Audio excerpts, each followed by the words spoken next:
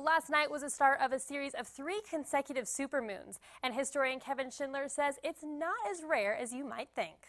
The big glowing supermoon we saw in Flagstaff last night may seem like an unusual occurrence, but it's really not. Supermoons take place when the moon is closest to the Earth during its orbit. When the moon is full, it's rising as the sun is setting. They're in opposite parts of the sky.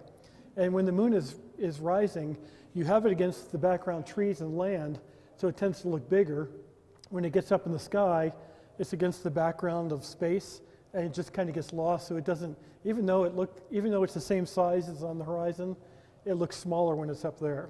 So to our eyes, the moon appears to be about 14% bigger and 20 to 25% brighter. On average, the moon is something like 238,000 miles away. During supermoons, it's within 223,000 or so. Last night's supermoon was not so uncommon, as we can expect 2 more next month.